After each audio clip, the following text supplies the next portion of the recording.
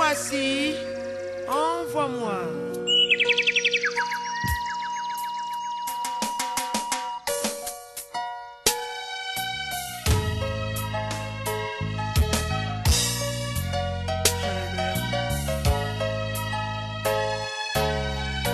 J'étais choisi dans le sein de ta mère. Mes chers sœurs et frères, que la paix du Seigneur soit avec vous au nom puissant de notre Seigneur et Sauveur Jésus-Christ. Vous tous qui êtes en train de nous suivre par des réseaux sociaux et nous tous qui sommes ici présents, ensemble, rendons gloire, la louange et l'honneur à notre Père qui est dans les cieux, dans le nom puissant de son Fils, notre Seigneur et Sauveur Jésus-Christ, pour la grâce qu'il nous a accordée aujourd'hui pour la suite de notre enseignement, que vous le savez bien, qui est intitulé « L'Église et sa vraie histoire ». Mes bien-aimés, nous avons bien commencé notre enseignement il y a un temps et nous l'avons exposé en deux groupes. Le premier groupe a été déjà achevé, mais dans le premier groupe, nous avons eu la grâce d'avoir la connaissance de l'identification de l'Église et l'identification de la religion. La religion, nous le savons très bien, son origine est au système de la tour de Babel, et la religion est aussi l'œuvre des hommes. Mais le christianisme, mes bien-aimés, ce n'est pas une œuvre humaine. C'est pourquoi le christianisme n'est pas l'œuvre de Moïse, n'est pas l'œuvre de David, ni des apôtres. Le christianisme est sûr et certain une œuvre de Dieu vivant. Mes bien-aimés, Dieu nous a fait la grâce aujourd'hui pour la suite. Nous avons déjà entré dans notre deuxième groupe. Et aujourd'hui, nous parlerons de la suite du deuxième tableau du deuxième groupe qui était intitulé « L'histoire de la Bible ».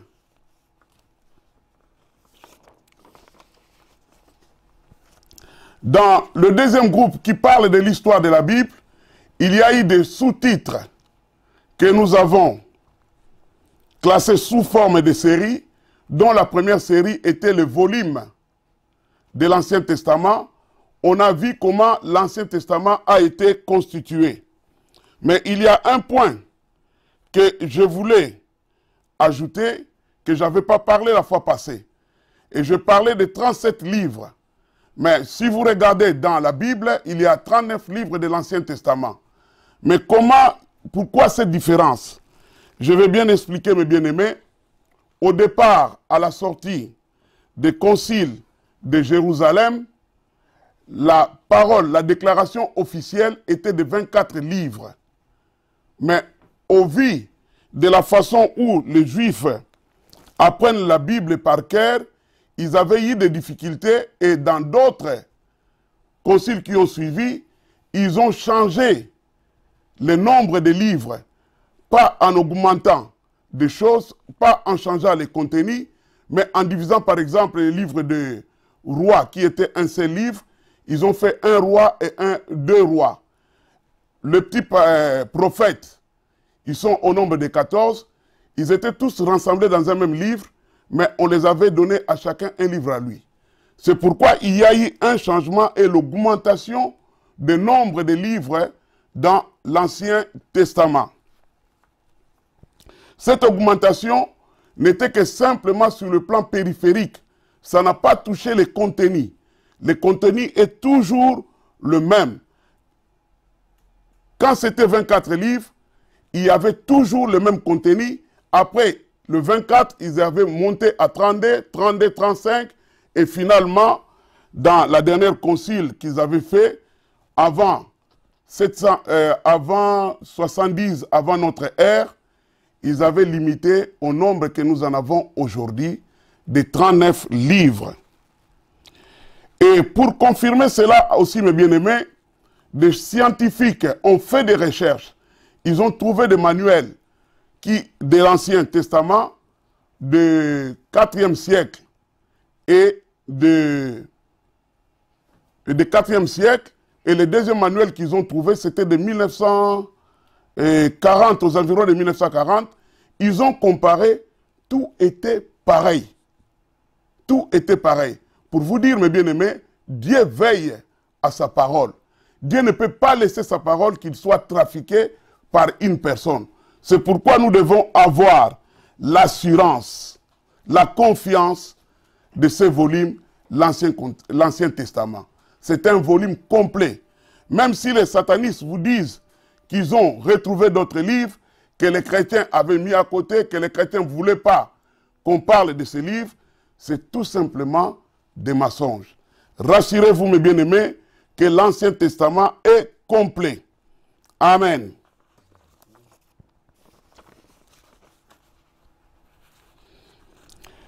Je voulais dire un mot. Le mot, par exemple, concile. Je ne vais plus l'utiliser, je le réserve uniquement pour l'enseignement sur l'an 0 à 350. Parce que le concile, c'est un ensemble qui a réuni, c'est une assemblée qui avait réuni des païens et des chrétiens pour prendre des décisions bibliques. Mais le nom que les Juifs eux-mêmes utilisent, c'est l'Académie biblique. Donc j'utiliserai à chaque fois que je parle quelque chose qui est de l'Église de Dieu vivant, au lieu de dire concile, je dirai l'Académie biblique. Je ferme cette parenthèse.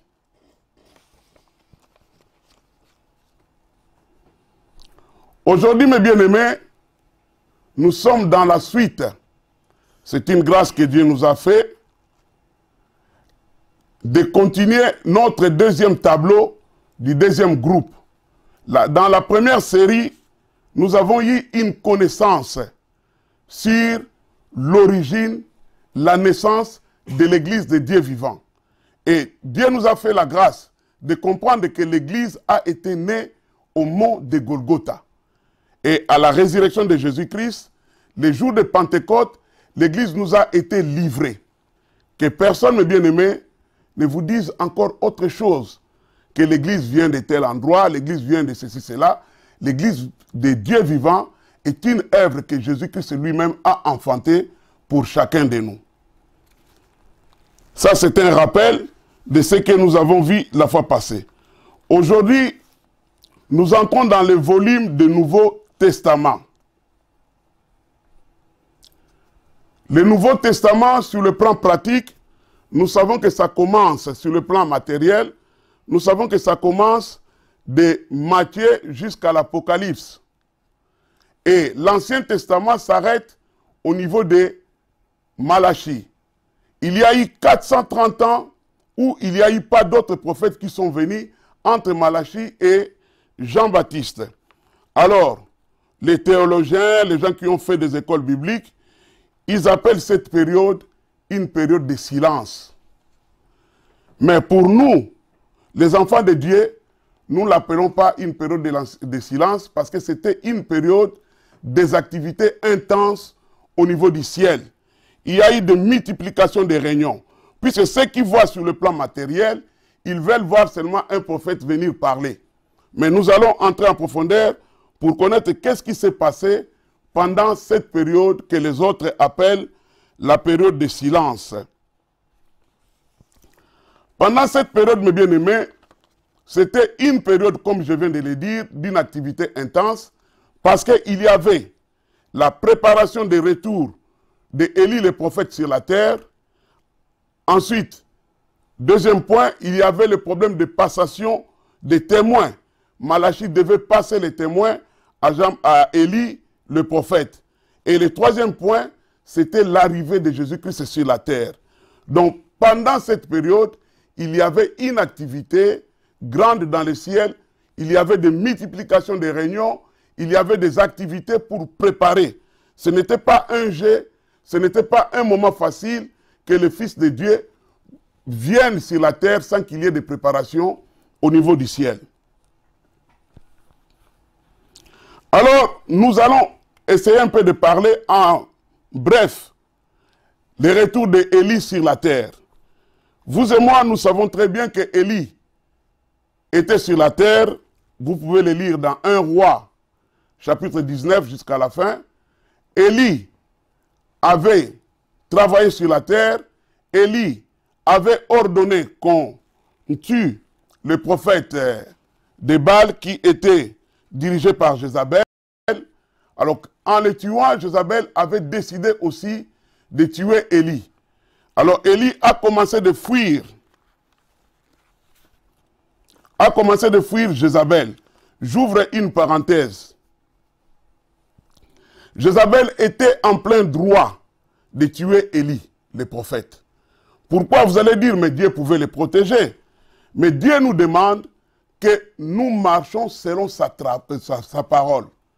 Que dit la parole de Dieu? Que celui qui tue par l'épée périra aussi par l'épée. Donc, Élie ne pouvait jamais, en aucun cas, utiliser l'épée contre les faux prophètes-là. Il avait bien fait la démonstration pour montrer qu'il était dans le faux, mais il n'allait pas prendre une décision de tuer ces gens-là. Donc, en prenant cette décision, c'était lui-même qui a ouvert, qui a donné le droit aux autres aussi de lui rendre ce qu'il a fait aux prophètes. Alors, il a commencé à fuir. Dieu lui a fait la grâce, il lui a enlevé. Il est monté dans le ciel. C'était une personne comme toi et moi, née d'un père, d'une mère, ayant la chair et le sang. Il a monté dans le ciel. Et son arrivée dans le ciel, Dieu lui a fait la grâce de participer à des réunions de l'arrivée de Jésus-Christ sur la terre et de son retour aussi. Élie, c'est un bon témoin. Élie, c'est un témoin de notre race, de notre nature, qui a assisté à toutes ces préparations-là. C'est pourquoi, au moment où il était dans le ciel, Dieu lui a donné sa parole pour qu'il puisse descendre sur la terre. Sa parole était dans Malachie chapitre 4, au verset 6 à 5. « Voici, je vous envoyerai Élie, les prophètes, avant que le jour de l'Éternel. » Au moment où Élie avait accepté, c'était un passage de relais entre lui et Malachie pour venir accomplir la mission qui a été proclamée par le prophète Ésaïe. « Voici la voix de celui qui crie dans le désert, aplanissez le chemin du Seigneur. » Élie a accompli sa mission. Il a accepté sa mission, il est descendu en personne de Jean-Baptiste.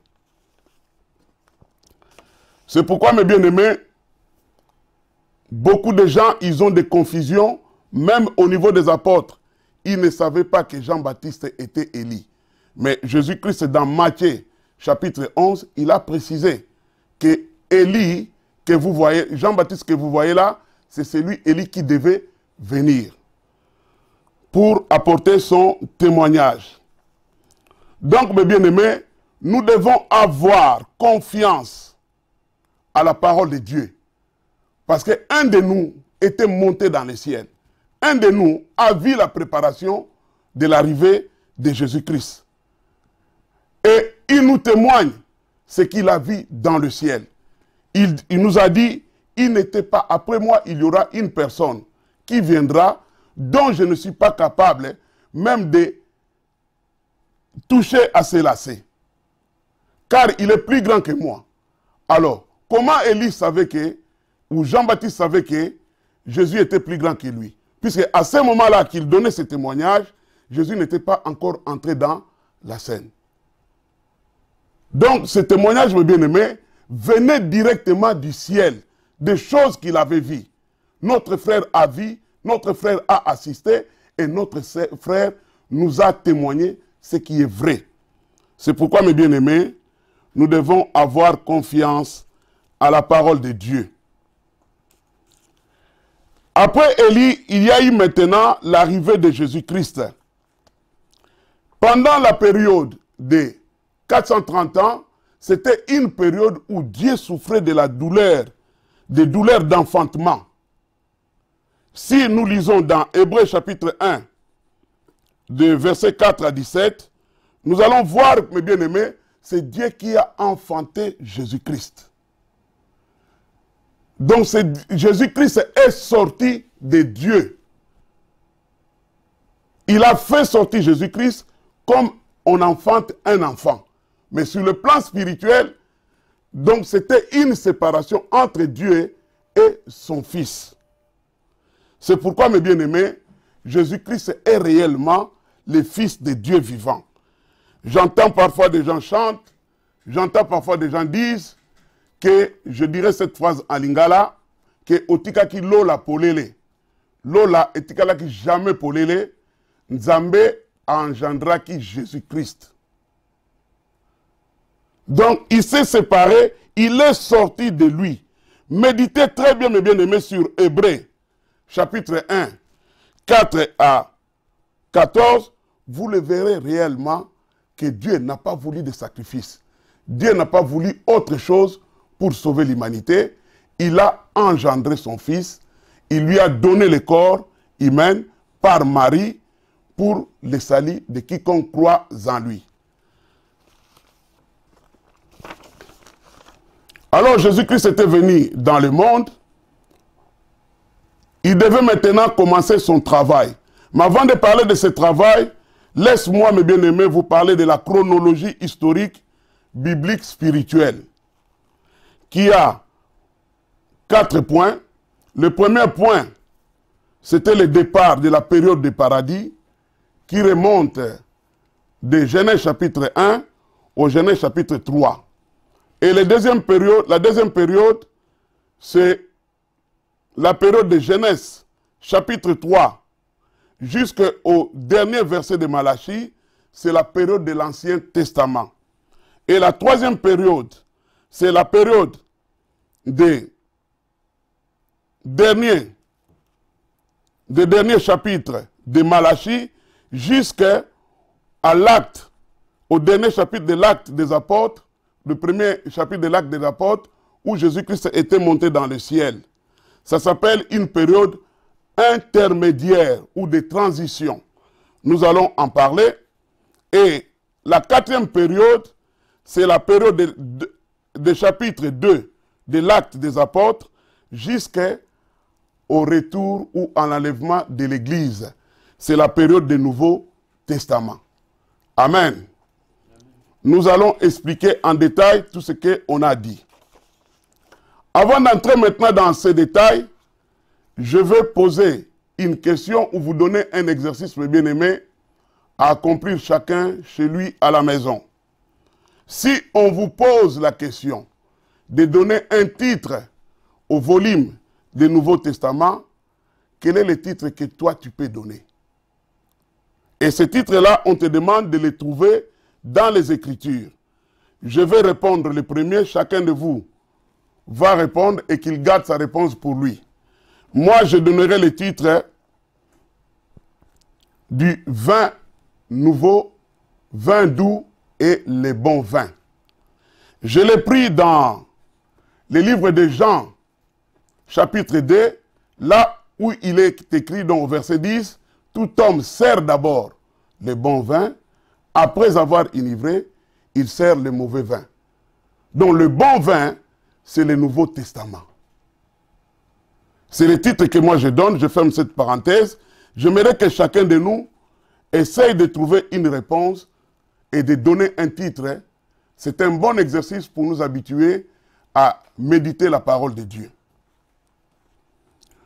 Donc nous retournons maintenant dans notre enseignement.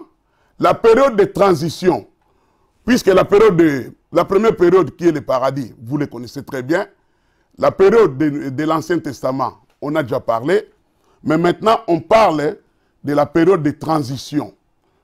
La période de transition, c'est une période intermédiaire entre l'état A et l'état B. C'est-à-dire l'état A est géré par une constitution qui est la loi fondamentale, qui est la ligne de conduite officielle de l'état A. Maintenant, il y a une proposition de changement de constitution pour passer à un autre état, un nouveau état qu'on appelle état B. Pendant la période qu'on se prépare, où on a lancé les projets, jusqu'à l'établissement de la nouvelle constitution pour passer à un nouveau État, on appelle cela une période de transition. Qu'est-ce que nous constatons? Pendant la période de transition, on ne peut pas laisser on ne peut pas laisser l'État sans la loi. Donc, on doit continuer à utiliser l'ancienne loi jusqu'à ce qu'on appliquera ou on mettra en place, en service, la nouvelle constitution. Et pendant cette période, pour qu'il y ait l'équité dans les débats, il y a la composition de ce qu'on appelle un gouvernement d'union nationale, où toutes les tendances sont regroupées dedans. Parlons maintenant de ce qu'on vient de dire sur l'application biblique. La période A, c'est la période de l'Ancien Testament. Et la période B, c'est la période du Nouveau Testament. Donc, il y a eu une proposition de changement de loi. Jésus-Christ a amené une proposition de changement de loi. Il devait maintenant cohabiter ou convaincre les gens pour qu'on puisse installer une nouvelle loi. Et pendant cette période, il y a eu aussi l'opposition de la religion, des gens qui étaient là. Non, mais nous, on trouve ça bon. Pourquoi on doit changer? Jésus-Christ était obligé de passer une période de pédagogie pour apprendre aux gens que voilà ce que je vous propose est très bien. Ce que je vous propose va vous assurer l'avenir meilleur. Et pendant cette période, il y a ce qu'on appelle le gouvernement de transition. Dans le gouvernement de transition, il y a tous les partis politiques sont représentés. Puisque c'est une période où on cherche l'équilibre, où on cherche que chacun puisse donner dans toute la liberté son point de vue. Alors, sur le plan biblique, si nous lisons Luc chapitre 1 au verset 18, qu'est-ce qui est écrit là-bas? Jésus-Christ s'est présenté au niveau du temple, on lui a donné la parole. Comment on peut donner une parole à quelqu'un qui n'était pas même des tribus des Lévites? Puisque Jésus-Christ était des tribus de Juda. Donc, cette parole qu'on lui a donnée, ça nous montre que le terrain était donné à tout le monde, qu'il puisse donner son avis pour les changements qu'ils attendaient. Et deuxième point, dans cette déclaration, Jésus-Christ présentait le projet auquel il devait mettre sur place pour la nouvelle constitution. Il vous a dit non, l'Esprit du Seigneur est sur moi. C'est-à-dire, Dieu m'a oint, il m'a rempli, j'ai constitué pour vous un bon plan. C'est pourquoi je suis là pour vous présenter ce plan-là. Quel est ce plan? Il a dit non, vous serez guéris, vous serez libres, vous serez dans la bénédiction si vous acceptez mon projet. Alors, nous remarquons, mes bien-aimés, que les gens qui étaient dans l'assistance, ils étaient étonnés. Ils ont dit, ah bon, lui, il propose ça au peuple. Et dans chaque fois que les pharisiens ou les religieux partaient pour poser Jésus-Christ la question, la Bible nous dit, ils partaient pour les piéger, pour montrer que son projet n'était pas un bon projet. Prenons par exemple dans Jean, chapitre 8, au verset 1 à 11, on lui amena une femme qu'on a attrapée sur le lit d'adultère. On a dit à Jésus-Christ, voilà, on va les piéger parce que notre plan, notre loi nous dit qu'il faut que cette femme soit lapidée. Mais toi, avec le changement que tu veux nous amener, que ferons-nous de cette femme? Jésus-Christ les a regardés, il s'est agenouillé, il a commencé à écrire par terre. Dans la foule, les gens se posaient des questions, ils disaient, mais cet homme, on l'a pris. Il ne sait pas que ferons-nous de cette femme. Il n'a pas de réponse. Quand Jésus-Christ s'est levé, il a dit, voilà, moi je vais appliquer la grâce et la vérité. Donc, premier point, la vérité. Celui qui n'a point péché, qu'il prenne une pierre, qu'il commence à lancer sur le premier à lancer sur cette femme. Ils se sont regardés. Tout le monde, la conscience lui a rappelé que toi, tu as fait des péchés. Les autres, ils ont regardé, mais toi, tu avais volé. Pourquoi tu vas condamner? Mais toi, tu as commis l'adultère. Pourquoi tu vas condamner? Toi, tu as fait ça. Pourquoi tu vas condamner? Et la Bible nous dit, mes bien-aimés, quand Jésus-Christ s'est élevé, il n'y avait personne. Il était resté qu'à la femme qu'on devait lapider et lui. Et la femme là, mes bien-aimés, elle tremblait. Elle a pensé que bon, comme les autres qui devaient me lapider, ils sont partis, je pense lui-même, hein, qui est resté là, il va me lapider. Puisqu'il n'a pas permis les gens qui ont des péchés de me lapider. Donc lui, comme il est sans péché, il va me lapider. Il a dit à la femme, non. Le projet que je vous amène, c'est la vérité et la grâce. Voici la grâce. Femme, va et ne pêche pas. Moi aussi, je ne te condamne pas. Donc, un chrétien ne peut jamais condamner une personne. Va, moi aussi, je ne te condamne pas. Et, mes bien-aimés, dans plusieurs situations, même dans le cas de mariage, ils sont allés encore. C'était tout simplement pour piéger Jésus-Christ. Et on lui amène une femme, l'image d'une famille dont le garçon aîné était mort, il avait une femme, le deuxième l'a pris, le troisième l'a pris. On lui pose la question, mais avec ton projet là, au ciel, cette femme ici, elle sera la femme de qui? Jésus les a dit, vous ne connaissez pas la vérité. La vérité est que dans le ciel, on sera comme des anges. Celle que vous appelez aujourd'hui femme, celle que vous maltraitez, elle sera ton collègue. Et toi qui me poses la question, tu es aussi une femme. Puisque dans la Bible, nous sommes tous des femmes de Jésus-Christ. Donc c'était un moment de débat que Jésus-Christ devait chaque fois convaincre. Il y a beaucoup d'exemples que je peux vous donner, mais je mérite m'arrêter par le débat pour gagner du temps. Alors, mes bien-aimés, les débats étaient vraiment libres, que tout le monde posait des questions, parce que c'était une période de transition. C'était une période de transition. Et cette période a terminé juste après la résurrection de Jésus-Christ au mont de Golgotha. Puisque c'était la dernière épreuve qui devait gagner, remporter, sortir victorieux pour installer la nouvelle constitution. Et cette période de transition, c'était toujours géré par la loi mosaïque. Donc, de Genèse chapitre 3 et jusqu'à cette période-là, on l'appelle aussi la période mosaïque. Et quand Jésus-Christ a gagné, a remporté la victoire, il a installé maintenant une nouvelle période qu'on appelle l'ère chrétienne, qui remonte des jours de Pentecôte jusqu'au retour de Jésus-Christ. Quand Jésus-Christ reviendra, l'ère chrétienne prendra fin. L'ère chrétienne prendra fin. Alors, mes bien-aimés, c'est ainsi que la période de transition a été passée. Nous sommes à présent sur la période qu'on appelle l'ère chrétienne. Donc l'ère mosaïque a été remplacée par l'ère chrétienne.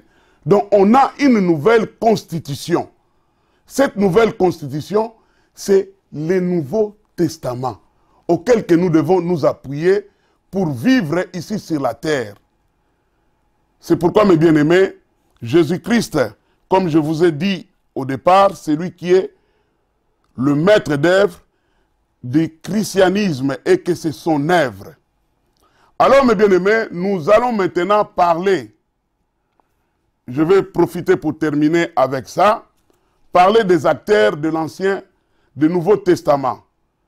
En commençant d'abord par lui-même, Jésus-Christ,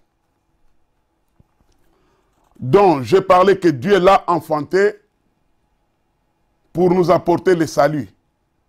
Et il est le Fils de Dieu, il a les empreintes du Père, comme il a les empreintes du Père, c'est lui-même Dieu qui était venu sur la terre pour présenter la parole que nous en avons maintenant entre nos mains. Le deuxième acteur, Jean-Baptiste, dont j'ai cité, qui était aussi monté du ciel et descendu de la terre pour apporter ce témoignage. Le troisième acteur, je dirais un groupe qu'on appelle les apôtres, les 12 apôtres, plus les évangélistes. Pourquoi j'ai dit les 12 apôtres et les évangélistes? Parce que les deux évangélistes n'étaient pas des apôtres de Jésus-Christ. Et il y a eu aussi comme acteurs Marie, mère de Jésus, et ses deux frères Jacques et Gide, qui ont écrit les livres qui portent leur nom. Il y a eu aussi Paul, comme acteur du Nouveau Testament, qui nous a écrit pratiquement 13 livres. Et il y a eu aussi Satan, le diable, comme acteur du Nouveau Testament, mais en travaillant dans l'opposition pour détruire la nouvelle constitution qu'on vient de parler. Il y a eu aussi Jézabel. Jézabel est entrée en jeu comment? Je vous ai dit au départ ici, quand je parlais de Jean-Baptiste, qu'il avait tué les prophètes de Baal et que Jézabel avait décidé de se venger et de tuer Jean-Baptiste. Et Dieu lui a fait la grâce, il lui a fait échapper à cette mort. Mais comme à cette époque, Satan avait eu l'autorisation par l'homme de rentrer, de monter dans le ciel, il avait appris que Jean-Baptiste devait retourner sur la terre. Et il a annoncé cela à Jézabel. Jézabel lui a dit, écoutez, j'ai droit d'aller terminer mon travail, d'aller me venger, parce que Jean-Baptiste, c'est lui-même qui a ouvert la porte. C'est pourquoi, à vous qui dites que les chrétiens ont tué les gens, dans l'histoire, mes bien-aimés, je vous le répète, aucun chrétien a tué une personne. Et la Bible nous dit, celui qui tue par l'épée sera aussi tué par l'épée. Il nous est interdit de nous venger. La vengeance n'est pas pour les chrétiens. À moins que ceux qui disent que les chrétiens ont fait la croisade, mes bien-aimés, apprenez-les aujourd'hui. Un chrétien n'a pas le droit de tuer. Celui qui a fait les croisades, ce sont des catholiques. Et pourquoi ils l'ont fait? Parce qu'en lisant dans les livres des catholiques sur Maccabée, chapitre 2, au chapitre Maccabée 2, chapitre 2, il est autorisé de tuer. Mais dans le christianisme, dans la nouvelle constitution, on n'a pas ces droits-là. On n'a pas ces droits-là. Si je tue quelqu'un, c'est comme si je suis en train de me tuer moi-même. Puisque ce que je ne veux pas qu'on fasse pour moi, je ne peux pas le faire pour mon prochain. Donc, si je tue une personne, je suis en train de me suicider. Or, si vous lisez dans Maccabée chapitre 2, verset au chapitre 2, vous allez trouver qu'il est recommandé de tuer là-bas. Il est même encouragé. C'est pourquoi je vous dis, en vérité, ce sont des catholiques qui ont fait des croisades. Aucun chrétien l'a fait. C'est une confirmation, mes bien-aimés, de la parole de Dieu. Car nous, les chrétiens, il nous est interdit formellement de se venger. Alors, mes bien-aimés, je profite aussi d'ouvrir une parenthèse sur ce que je viens de dire. J'entends parfois des prières, retour à l'expéditeur. C'est-à-dire, tu m'as fait du mal, je dois te rendre aussi mal. Or, dans la Bible, il nous est recommandé qu'au moment où une personne te fait du mal, si tu pries, tu demandes que ces flèches, ces attaques soient sans effet, on prend ces attaques, on l'envoie dans les lieux arides. On ne retourne pas à la personne qui t'a attaqué. Ça, c'est le christianisme. Donc si je fais le retour à l'expéditeur, c'est-à-dire je suis en train de me venger moi-même. Si je me venge moi-même, j'ouvre une porte, comme Jean-Baptiste l'avait ouvert, à Jézabel ou à la personne qui est tenté de m'attaquer, de venir ajouter encore d'autres attaques, et Dieu ne va jamais me défendre. Dieu ne va jamais me défendre. Mais bien aimé, il est strictement interdit, je dis et je le répète, à un chrétien de se venger. C'est seul Dieu qui a la vengeance pour chacun de nous. Et quand on prend l'initiative de se venger, donc vous empêchez Dieu de combattre pour toi. Or, nous le savons que nous-mêmes, moi-même, je ne peux en aucun cas combattre Satan. Ma force vient quand Jésus-Christ est en moi.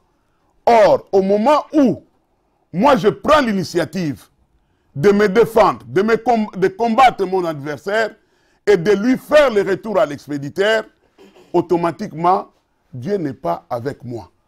Je dois combattre tout seul.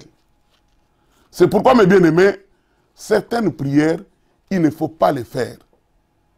Ça, c'est des prières qui viennent tout droit de l'enfer. Et je vais ajouter encore, mes bien-aimés, j'entends parfois, on va envoyer le feu. Et j'avais posé une question à une sœur. Je dis, mais le feu là que toi tu envoies. Il me dit que non, Élie avait envoyé le feu. Moi je dis non, Élie n'a pas envoyé le feu. Il a ordonné qu'on tue les gens. Et tu envoies le feu sur tes ennemis. Regarde Jésus-Christ. Un bon témoignage. Il était parti dans un village avec Pierre et les autres apôtres. Et dans ce village-là, on lui a refusé d'entrer. Les apôtres étaient en colère. Ils ont appelé Jésus-Christ à côté. Ils lui ont conseillé, Seigneur, on doit invoquer le feu au ciel pour brûler ces gens ici. Parce qu'ils ne t'ont pas obéi. Ils étaient entrés en colère. Jésus-Christ les a répondu, non, vous ne savez pas ce que vous êtes en train de dire. Et j'ai entendu, mes bien-aimés, même un pasteur dire que non, moi, si tu joues avec moi, je t'envoie le feu. Et Jésus-Christ, c'est lui-même qui est le Seigneur. Il a dit, je ne peux pas faire cela. Mais pourquoi vous êtes en train de le faire? Vous faites en fonction de quelle constitution?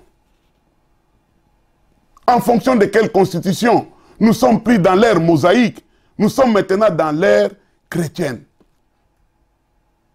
qui est gérée par la constitution, qui est le Nouveau Testament. Auquel que cet exemple n'est pas dans la constitution.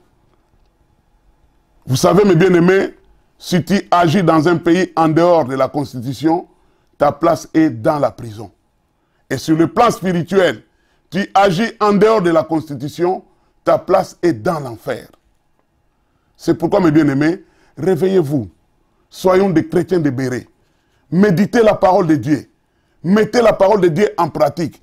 Ne mettez pas des légendes de gens. Ne mettez pas les histoires que tu entends dans des cafés, dans tous les coins des rues. On vous dit que celui-là, il a fait le retour au fait. Non, va vérifier dans la Bible. S'il n'y a pas cet exemple dans la Bible, ne le fais pas. Vérifie dans le Nouveau Testament. Car nous sommes dans l'ère chrétienne. Je dis et je le répète, nous ne sommes pas dans l'ère mosaïque.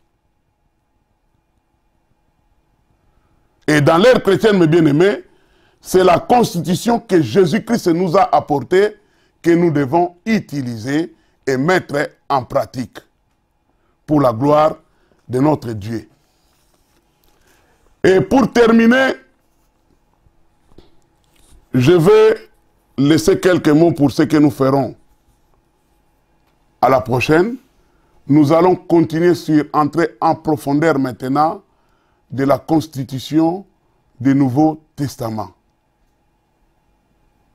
Il y a des gens qui disent que les évangiles ont été écrits après Jésus-Christ. Mais bien aimé, c'est comme si Jésus-Christ, quand il était arrivé sur la terre, il n'y avait pas l'écriture. Rappelez-vous que Moïse a écrit des siècles avant Jésus-Christ. et d'autres prophètes qui étaient avant lui, ils ont écrit tout ce que Dieu les avait dit. Et lui-même, Dieu, il descend sur la terre, il ne laisse pas de traces écrites. Mais bien aimé, ça c'est des paroles de mensonges. Jésus-Christ avait des secrétaires. Le premier secrétaire, c'est Matthieu. Il jouait au secrétariat. Et le deuxième secrétaire, c'était Jean. Il était le secrétaire. Et Jean était réservé uniquement dans les secrétariats spirituels. C'est pourquoi on entend l'expression « l'apôtre que Jésus-Christ aimait ». C'est-à-dire l'apôtre qui était proche du cœur de Jésus-Christ pour entendre des choses qui sont écrites dans le cœur de Jésus-Christ. Et il y avait encore des évangélistes, des secrétaires que j'appelle, qui se sont rajoutés dans la liste. Il y a eu Marc, dont il était, qu'on appelle en lingala, pété à confiance de Pierre. Et Pierre l'appelait Marquis parce qu'il était Marquis et le diminutif du petit, Marc. Et il s'est fait lui-même secrétaire et Dieu a agréé sa parole. Et il y a eu en cours de travail de Jésus-Christ, Luc qui était médecin, qui était surpris des miracles, des guérisons que Jésus-Christ faisait. Il est venu, il a fait des recherches pour comprendre, pendant que Jésus-Christ était vivant. Vous croyez un intellectuel comme Luc ne pouvait pas écrire? C'est pourquoi je termine pour dire à vous qui sont des commentateurs bibliques, qui sortent de l'école biblique, qui sortent des écoles théologiques, il faut écouter le Saint-Esprit. Il faut écouter le Saint-Esprit pour comprendre la profondeur de cette parole. Et vous allez entendre de vos propres oreilles, sur le plan spirituel, que tout a été écrit quand Jésus-Christ était là. Et c'est ce que nous ferons à la prochaine occasion. Que Dieu vous bénisse.